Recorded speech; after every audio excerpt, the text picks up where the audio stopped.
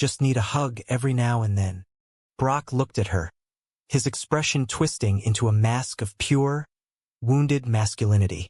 Oh, now, there is a great idea, he said sarcastically, his voice dripping with bitterness. See? Why, since my competition is a macho, muscular dude, I should go the other way and appear all weak and whiny. Reba threw her hands up in the air in frustration. The man was impossible to help.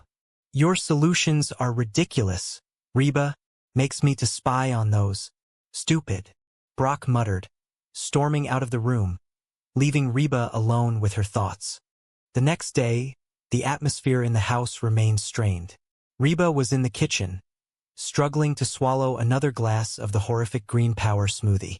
She stared at the glass, muttering to herself, "Hard to believe they are supposed to be good for you." Van walked into the kitchen dressed in his workout gear. He saw Reba holding the smoothie and let out a loud, booming laugh. "Hey, Mrs. H, you off for your power walk?" Reba glared at him over the rim of the glass. Van leaned against the refrigerator, crossing his arms, an amused smirk playing on his lips. "Man, I love old people. Power walking, moving along, swinging their arms, like there is a big sale for false teeth." Reba set the glass down with a sharp thud, abandoning the healthy lifestyle attempt for the moment. The stress of the family drama was far more pressing than her cardiovascular health. "No, I am not going for my power walk. This whole physical thing is getting everybody acting wacko." Van stopped laughing, sensing the shift in Reba's mood. He walked over to the table, pulling out a chair and sitting down. "What do you mean?" Reba sighed, leaning against the counter. She needed someone to talk to, even if that someone was her slightly immature son-in-law. "Well, your dad thinks that the guy who gave Barbara Jean her new body is wanting to take a four-spin." Van's eyes widened in sudden understanding. He nodded slowly, his expression turning deadly serious. "He probably does." Reba looked at him, surprised by his immediate agreement. "What are you talking about?" Van leaned forward, resting his elbows on his knees, assuming the role of a seasoned philosopher of male behavior. "Guys are pigs. They are dogs. They are all animals." He paused, letting the profound weight of his words sink in. "They just care about hot women. They are hot dogs." Reba stared at him, trying to decipher the profound wisdom hidden within the terrible pun. "My point is," Van continued, his voice dropping to a low, serious rumble, "is that when you got a hot lady, you got to keep your guard up at all times." Reba crossed her arms, observing the young man carefully. "I used to." Van looked up, a hint of vulnerability flashing in his eyes. "You used to?" Reba nodded, her expression softening. "No, baby, do not take it like that," she said gently, recognizing the sudden fear that had gripped him. Van sat back, trying to regain his composure, trying to project an aura of unshakable confidence. "It is just that I have grown into a mature, stable individual. That is all." Before Reba could respond, Cheyenne walked into the kitchen. She looked exhausted, her hair pulled back into a messy ponytail. She was wearing an oversized, faded flannel shirt that belonged to Van. "Well, I do not like it," Cheyenne announced loudly, her voice trembling slightly. She walked over to the refrigerator and pulled out a bottle of water. Van looked at her, entirely confused by the sudden outburst. Where have you been?" "I went to get something to eat," Cheyenne snapped defensively, unscrewing the cap of the water bottle with aggressive force. Reba watched the young couple, realizing that Brock's insecurity was infectious. It had seeped into the walls of the house, affecting everyone. She turned to Ben, who had just walked into the room carrying a basketball. So, Ben," Reba asked, seeking the straightforward, unfiltered logic of a teenager. "You think that Brock might be right about this trainer?" Ben bounced the basketball once on the linoleum floor, catching it with ease. He thought for a moment, his young face serious. "Sure, this guy could be hot for Barbara Jean, but since Barbara Jean is not looking to play, there is no problem. And it is obvious Barbara Jean is not looking." Reba tilted her head, intrigued by his certainty. Why is this obvious? Ben held up 2 fingers, a confident smirk on his face. 2 reasons. Barbara Jean is not good at keeping secrets, and she thinks of you as her best friend.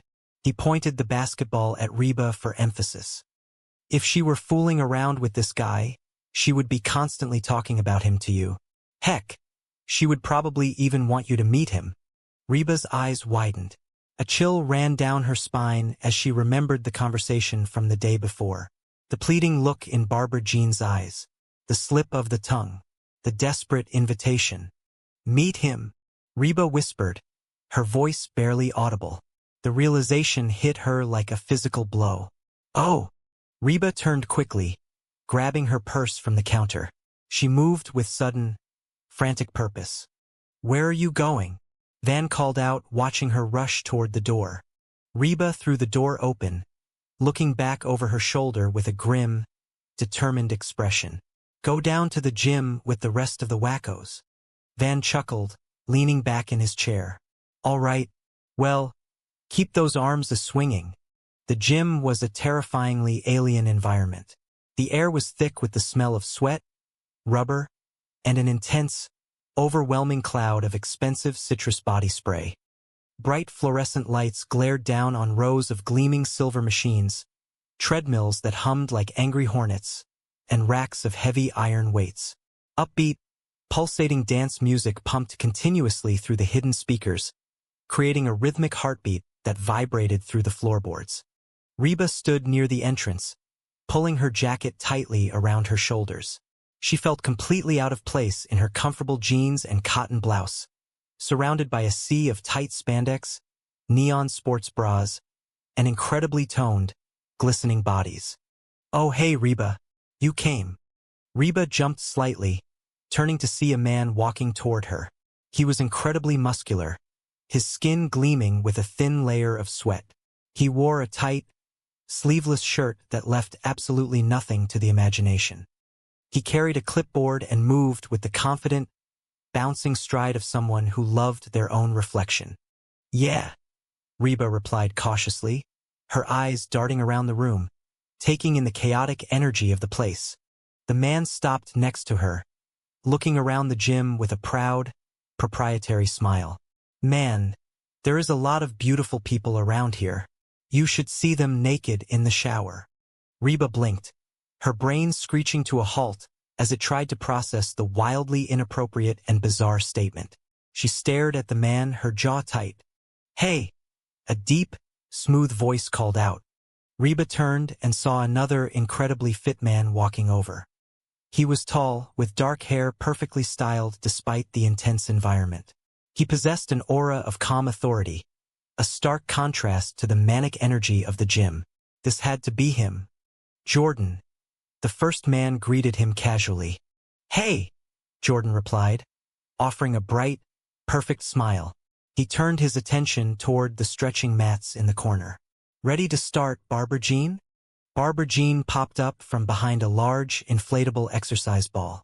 She was wearing a bright pink athletic outfit that hugged her new curves perfectly.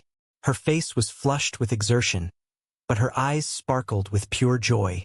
Yeah, Barbara Jean chirped enthusiastically, walking over to them.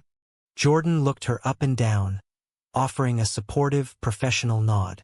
Hey, you look great in that outfit. Barbara Jean blushed, waving a hand dismissively, though clearly thrilled by the compliment. Oh, well, the other woman is getting kind of baggy.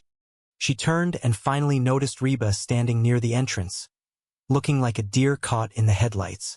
Barbara Jean gasped, her hands flying to her cheeks in absolute delight. Can you believe her?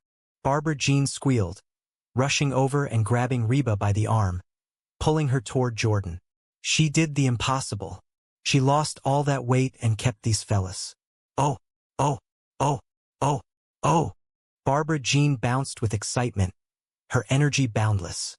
She stopped in front of Jordan, her face glowing. Okay, Jordan, this is my friend, Reba. Jordan extended a large, strong hand, his smile warm and inviting. Hey, I am Jordan. Reba took his hand hesitantly,